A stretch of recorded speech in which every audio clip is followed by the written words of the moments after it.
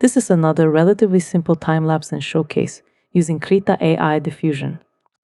As I've already detailed my process in my past videos, which you can watch if you want wink wink, it'll be a bit more straight to the point. The point in this case is showing you can have a variety of styles that are different from the usual so-called AI slop styles, especially simpler and maybe even more soulful and hopefully unique enough styles. So first, let's start by trying to make a Vtuber model, or at least the base artwork for it. The idea is to make a totally original Vtuber character that has totally never been seen before and that the world totally needs more of. In this case, a cat girl with pink hair and big boing, and to at least make it a tiny bit more original, instead of a more traditional anime style, it will be in a hopefully more unique cartoony style. So I started sketching this totally unique and original character donut style idea using Krita AI Diffusion's live mode. In this case, I use Krita's mirror tool to help with initial symmetry. I'm also using a template using my own Laura, and also using additional helper Lauras that help bring out a more cartoony style. You can see them in the prompt field in the plugins docker on the right side of the screen. I have a bunch of Krita file templates that have these pre-added Lauras and sometimes additional prompts for a bunch of different styles.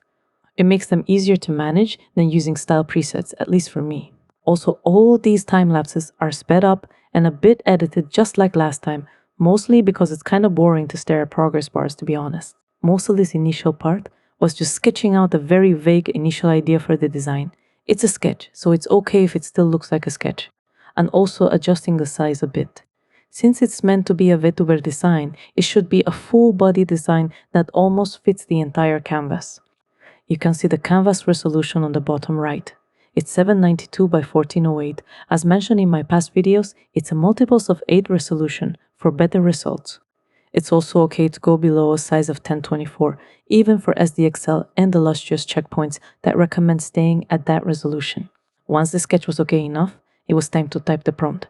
Again, just a simple one that contains all the main elements of the idea. This lets the inherent image recognition capabilities of the diffusion process detect that, in fact, yes, that thing you drew or sketched is meant to be that thing. So then it can use the floating point numbers it learned to do its tensor math magic with noise to enhance those elements and better complete the image as intended. Then I just applied the results a bunch of times until the sketch was a bit more completed out. This is to help the next step, ControlNet, have a slightly more cleaner control image to work with. And so I generated a bunch of Scribble ControlNet results at middle strength to see how the sketch would be completed. This template focuses on just the line art and grayscale results, since lately I've been experimenting with this more traditional line art first, colors later method, and I found it a bit better. But you can start right away with colors too, as shown in my previous videos. I kinda like most of the results, to be honest. And ironically, the true biggest danger of AI is being able to have all these choices and being harder to choose the best one.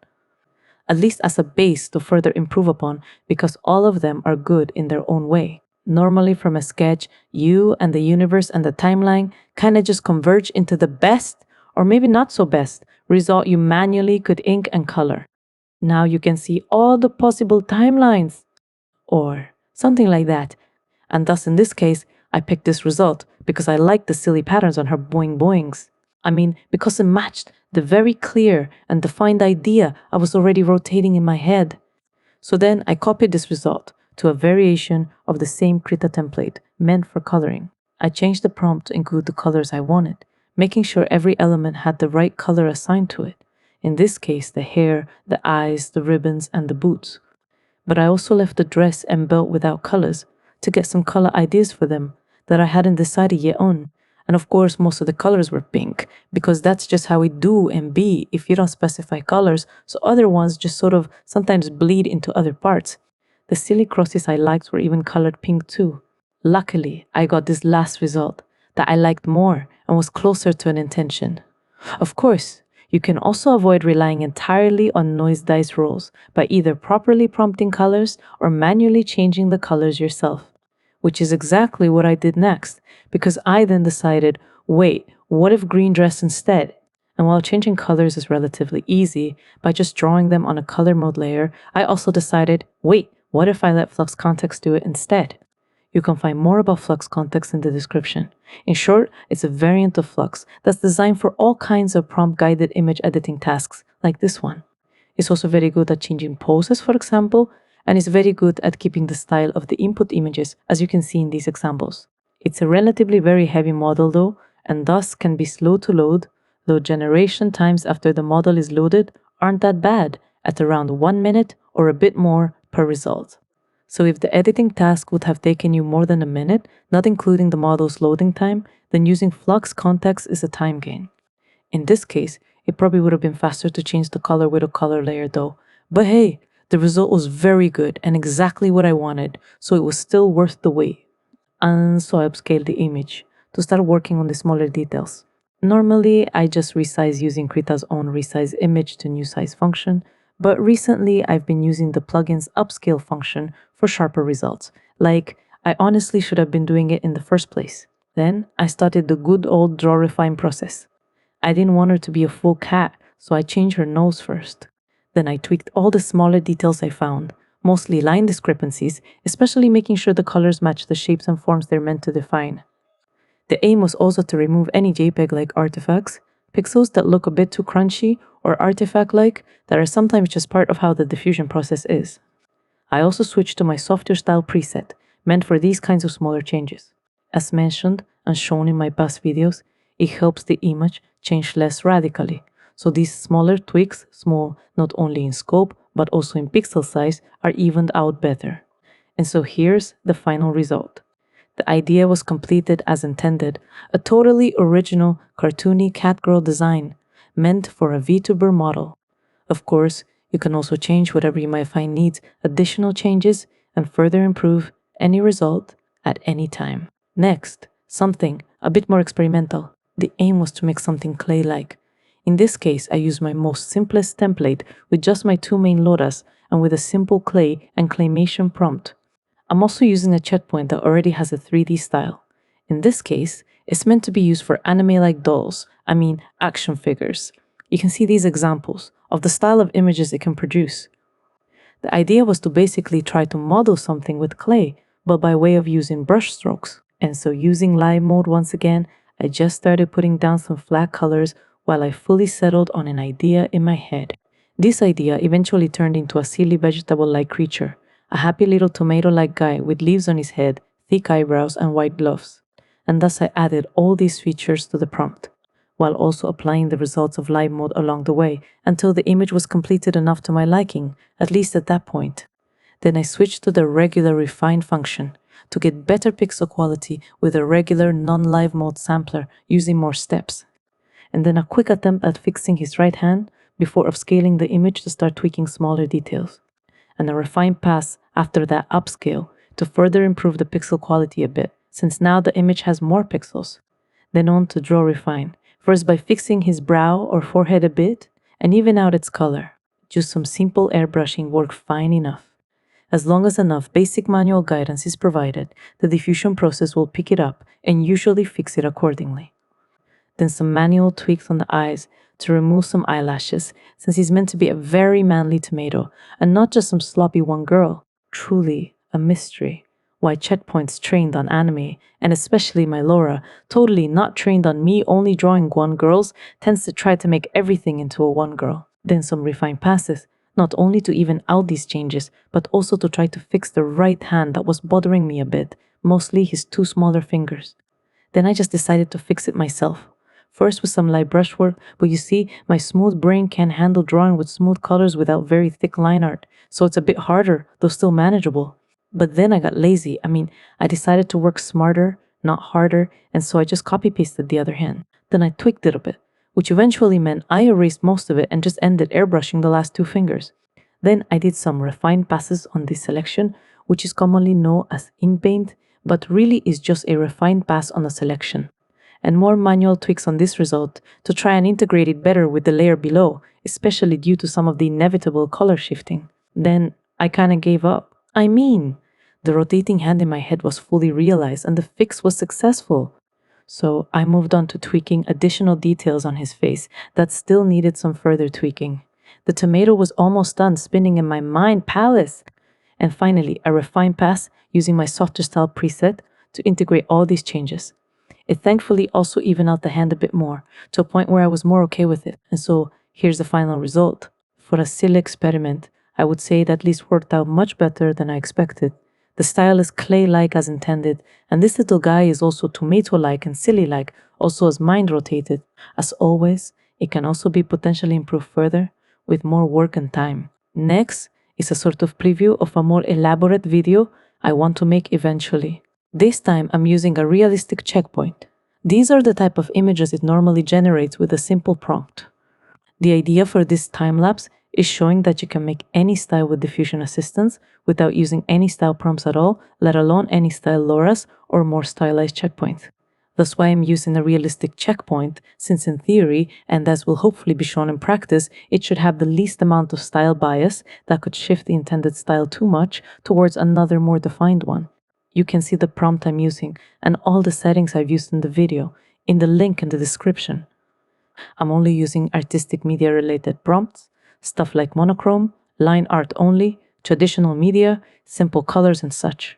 While media and styles can correlate, the media used is not always entirely what defines a style. And so the idea was to make a simple and flat-like cartoony style with some light noodly appendages and just silly proportions in general, mostly to contrast it with the realism of the checkpoint and to show that the bias of the weights of its realistic style layer don't really steer the style towards realism and that you can still have total control over the results. And thus the process is mostly the same as before, starting with live mode and applying the results over and over while also drawing manual tweaks along the way.